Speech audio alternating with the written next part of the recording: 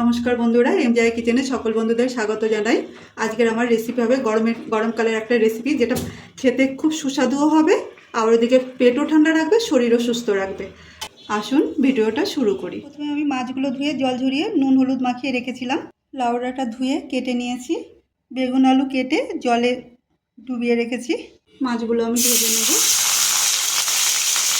মাছগুলো এক পাশ হয়ে গেছে, আমি এবার উল্টে দেবো। এদিকে মাছ ভাজা হচ্ছে, আমি অন্যদিকে একটা মশলা করে নেব। আমি এখানে জিরে, মৌরি, একটু পোস্ত, সাদা সর্ষে, নারকেল, আদা আর কাঁচা লঙ্কা একসঙ্গে সব বেটে নেব। আমি মশলাগুলো বেটে নিয়েছি, আর তার মধ্যে আমি কড়াতে গরম জল বসিয়ে দিয়েছিলাম। জলটা গরম হয়ে গেছে। এই গরম জলে আমি দিয়ে দিচ্ছি হলুদ আর দিয়ে দেবো লবণ। এটা একটু ফুটতে দেবো। আজকে বন্ধুরা একটা অন্যরকমভাবে রেসিপি হবে, এটা গরমের রেসিপি। জলে বয়েল এসছে, এবার আমি দিয়ে দেবো কাঁচা আলু। আজকের রেসিপিটা সমস্ত কাঁচা সবজি কাঁচা মশলা দিয়ে, যেটা গরমে কিনা পেট ঠান্ডা রাখতে খুবই সাহায্য করবে। চাপা খুলছি, আর আলুটাই যে একটু সেদ্ধ হয়েছে। এরপর আমি দিয়ে দিচ্ছি কেটে রাখা বেগুন আর দিয়ে দিচ্ছি লাউ ডাঁটা, মিশিয়ে নেব। এবার দিয়ে দেবো বেটে রাখা সব কাঁচা মশলা। এই রেসিপিতে কোনো মশলা কষানো হবে না, সব কাঁচা সবজি কাঁচা, মশলা কাঁচা, যেটা পেট ঠান্ডা রাখতে খুবই সাহায্য করবে। এবার আমি ঢাকা দিয়ে কুক হতে দেবো। সবজি এদিকে বয়েল হচ্ছে, আর এপাশে আমি একটা কড়া বসিয়েছি। তেল দিয়ে গরম হতে দিয়েছি।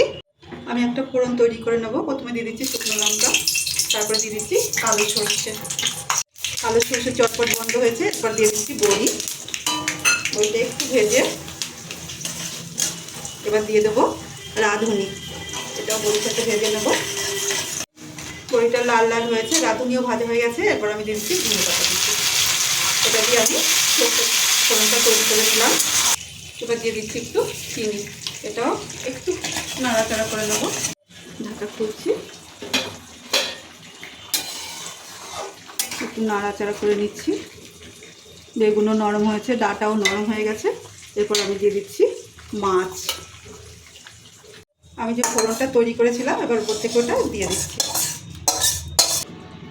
ফোড়নটা মিশিয়ে নিয়েছি, ঢাকা দিয়ে আর একটু কুক হতে দেবো। লাউ ডাঁটা, বেগুন, আলু সব সেদ্ধ হয়ে গেছে। মাছও সুন্দর রান্না হয়ে গেছে। ঝোলেরও সাইডে তেল ছেড়ে দিয়েছে। আমি এবার নামিয়ে সার্ভ করব। কাঁচা মশলা দিয়ে সুন্দর একটা রেসিপি, মাছের ঝোল। রেসিপিটা যদি ভালো লাগে লাইক করুন, শেয়ার করুন, সাবস্ক্রাইব করুন। আমাদের পাশে থাকুন। সবাই সুস্থ থাকুন, ভালো থাকুন। আবার আসবো আর একটা নতুন ভিডিও নিয়ে। Thanks for watching.